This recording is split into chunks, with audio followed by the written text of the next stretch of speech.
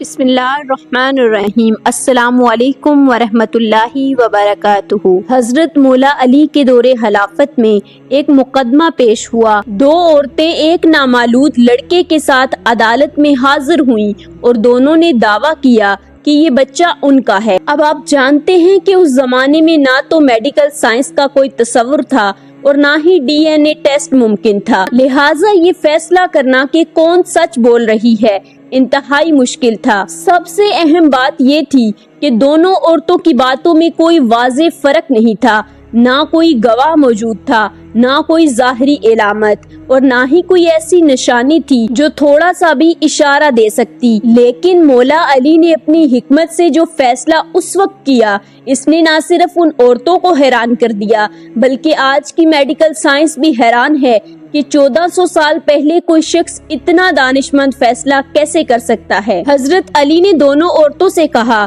کہ تم دونوں دعویٰ کرتی ہو کہ بچہ تمہارا ہے، جبکہ بچے کی ماں ایک ہی ہو سکتی ہے۔ پھر آپ نے دونوں عورتوں کو حکم دیا کہ اپنا دودھ نکال کر لائیں تاکہ ہم اس کا وزن کریں۔ جب دونوں نے اپنا دودھ پیش کیا تو امام علی نے وزن کر کے اعلان فرمایا کہ جس عورت کے دودھ کا وزن زیادہ ہے وہی اس بچے کی اصل ماں ہے، کیونکہ ماں کا دودھ بچے کی جسمانی ضروریات کے مطابق ہوتا ہے اور فطرت اسے زیادہ بناتی ہے۔ جب وزن کیا گیا تو ایک عورت کا دودھ دوسری سے زیادہ نکلا تو امام علی نے اسے بچے کی ماں قرار دے کر بچہ اسے دے دیا۔ آپ کو یہ جان کر حیرت ہوگی، امریکہ کی مشیگن یونیورسٹی کی 2014 کی تحقیق نے جدید سائنسی آلات کی مدد سے یہی بات ثابت کی۔ فطری طور پر ماں کا دودھ لڑکوں اور لڑکیوں کے لیے الگ ہوتا ہے۔ لڑکوں کے لیے بننے والا دودھ میں چکنائی، شکر، غذائیت اور کیلوریز زیادہ ہوتی ہیں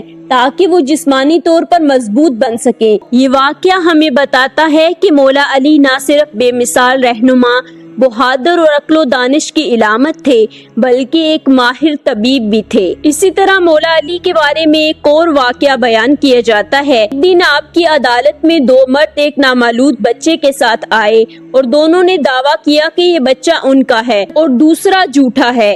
دونوں اپنی بات پر بضد تھے۔ مسئلہ یہ تھا کہ بچہ اتنا چھوٹا تھا، نہ خود کچھ بول سکتا تھا اور نہ ہی کسی کو پہچان سکتا تھا، نہ کوئی گواہ موجود تھا، نہ ماں باپ۔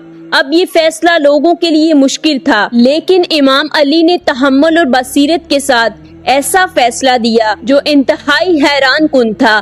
آپ نے حکم دیا کہ دونوں باری باری بچے کو ایسے بلاؤ جیسے باپ محبت سے اپنے بیٹے کو بلاتا ہے۔ پہلا شخص آگے آیا اور اس نے بچے کو پیار سے بلایا، لیکن بچہ اسے دیکھ کر خاموش رہا۔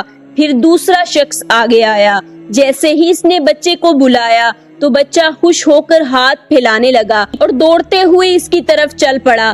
امام علی نے فرمایا، یہ بچہ فطری طور پر اپنے باپ کو پہچان گیا ہے اور دراصل یہی اس کا اصل باپ ہے۔ ذرا غور کریں، یہ عام فیصلہ نہ تھا بلکہ بچوں کے اندر پیدائشی طور پر اپنے والدین کی آواز، خوشبو اور جسم کی پہچان کی صلاحیت ہوتی ہے۔ آج کی چائلڈ سائیکالوجی اور میڈیکل سائنس بھی اس بات کو تسلیم کرتی ہے۔ اسی طرح ایک عورت پر الزام لگا کہ اس نے اپنے چھوٹے بچے کو قتل کر دیا ہے۔ کچھ لوگوں نے گواہی دی کہ ہم نے اس عورت کو بچے کے ساتھ آخری بار دیکھا تھا۔ اب کوئی واضح گواہ موجود نہ تھا اور عورت بھی اقرار نہیں کر رہی تھی کہ اس نے بچے کو مارا ہے، لیکن عوامی دباؤ تھا کہ یہی عورت قاتلہ ہے اور اسے سزا دی جائے۔ امام علی نے اس عورت کو عدالت میں بلایا۔ جب وہ آ گئی تو آپ نے خادم سے خاموشی سے کہا کہ کوئی ایسا بچہ لاؤ جو اس عمر کا ہو جیسے اس عورت کا بچہ تھا اور اسی عورت کے سامنے رکھ دو۔ جیسے ہی وہ بچہ عورت کے قریب لایا گیا، عورت کی آنکھوں سے بے اختیار آنسو نکل پڑے۔ اس نے جٹ سے بچے کو اٹھا کر سینے سے لگا لیا اور زور زور سے رونے لگی، کہنے لگی، میں نے اپنے بچے کو نہیں مارا، میں تو اسے بچانا چاہتی تھی مگر وہ مجھ سے چھین لیا گیا۔ یہ دیکھ کر امام علی نے فرمایا، یہ عورت قاتلہ نہیں ہو سکتی کہ صرف ایک ماں ہی اپنے بچے کی طرف اس قدر محبت اور تڑپ سے لپکتی ہے۔ قاتلہ ایسے ہرگز نہیں کرتی۔ بعد میں جب امام علی نے تفتیش کروائی، پتہ چلا کہ اصل قاتل کوئی اور شخص تھا۔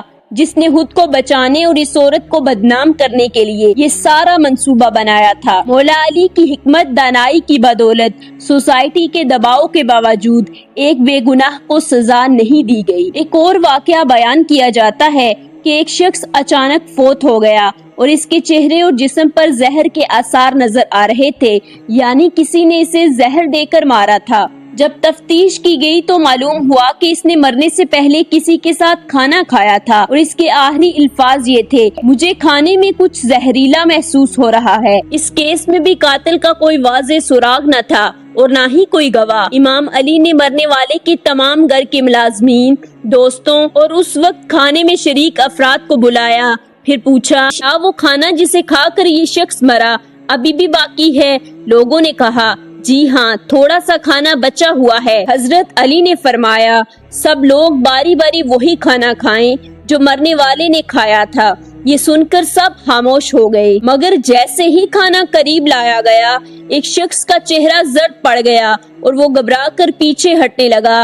امام علی نے فوراً فرمایا یہی قاتل ہے، کیونکہ اگر یہ بے گناہ ہوتا تو کھانے سے خوف نہ کھاتا۔ تفتیش کی گئی تو پتہ چلا کہ واقعی اس شخص ذاتی دشمنی کی بنیاد پر کھانے میں زہر ملا دیا تھا۔